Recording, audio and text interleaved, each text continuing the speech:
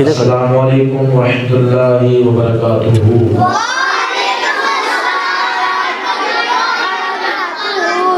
کیسے ہیں آپ سب لوگ؟ الحمدللہ میں بھی ٹھیک ہوں۔ کل جو میں نے آپ کو 2 حدیثیں یاد کروائی تھی، تو کس کس کو وہ حدیث یاد ہے؟ ہاتھ کھڑا کر لیں۔ اس سے بات کس کس کو یاد ہے؟ ماشاءاللہ۔ اچھا، تو سب سے پہلے عبداللہ بھائی آ گئے، اور حدیث سے بات کون سی ہے؟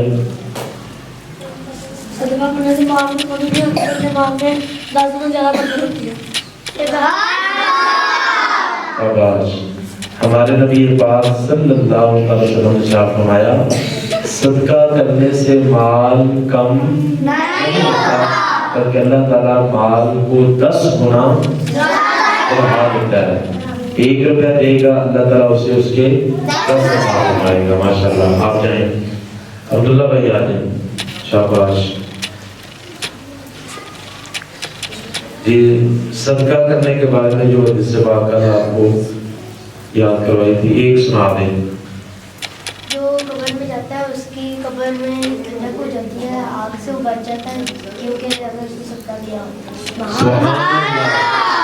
یعنی دوسری حدیث سے بات یہ تھی کہ ہمارے نبی پاک صلی اللہ علیہ وسلم نے ارشاد فرمایا کہ صدقہ بندے کو قبر کی گرمی سے بچاتا ہے۔ یعنی اگر اس کسی گناہ کی وجہ سے اس کے اوپر کوئی عذاب ہونا ہوتا ہے، یا اس کی قبر کے اندر آگ جلنی ہوتی ہے، تو اگر وہ بندہ صدقہ کر دے تو اللہ تعالیٰ اس کو قبر کی اس عذاب سے، گرمی سے محفوظ فرما لیتا ہے۔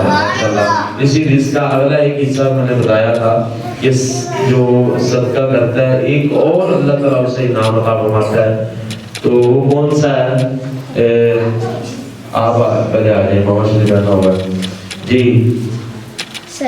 جو صدقہ کرتا ہے قیامت والے دن وہ اپنے صدقے کے سائے کے نیچے کھڑا ہوگا۔ سبحان اللہ۔ وہ صدقے کے سائے کے نیچے کھڑا ہوگا۔ ماشاءاللہ۔ چلے جائیں، آپ آ جائیں۔ صدقہ کرنے سے فائدہ کیا ہوتا ہے؟ صدقہ کرنے سے فائدہ ہوتا ہے کہ مال 10 گنا زیادہ بڑھ جاتا ہے۔ صدقہ کرے گا جو وہ قبر کی گرمی سے بچ جاتا ہے، اور قیامت کے دن وہ اپنے صدقے کے سائے کے نیچے ہوگا۔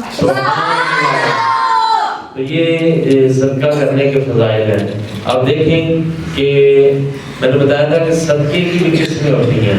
یہ ہوتا ہے کہ جو بندہ اللہ کی راہ میں دے، اللہ کی راہ میں بانٹ دے۔ اب غریبوں کی مدد کرنا یہ بھی صدقہ کہلاتا ہے۔ مسجد اور مدرسے کو دینا، چندہ دینا، جو لوگ ہر مہینے دیتے ہیں، یا کئی لوگ صبح کام پہ جب جاتے ہیں تو مسجد کے اندر کچھ نہ کچھ ڈال کے جاتے ہیں، تو ہمارے نبی پاک صلی اللہ علیہ وسلم نے ارشاد فرمایا، جو بندہ اللہ کی راہ میں 1 روپیہ خرچ کرتا ہے، صدقہ کرتا ہے، اللہ اس کی 70 پریشانیاں دور فرما دیتا ہے۔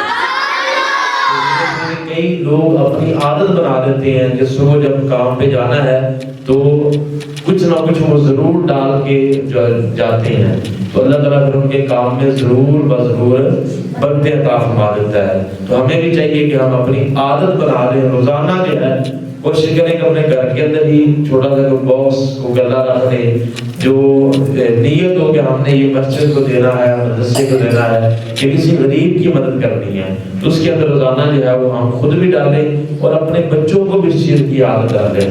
تو حضور نے کیا فرمایا کہ 1 روپیہ دینے سے، صدقہ کرنے سے کتنی مشکلات دور ہوتی ہیں؟ 70 پریشانی اللہ تعالیٰ کی ذات حل فرما دیتا ہے۔ تو غریب کی مدد کرنا بھی، غریب کی مدد کرنا بھی، مسجد یا مدرسے کو چندہ دینا بھی،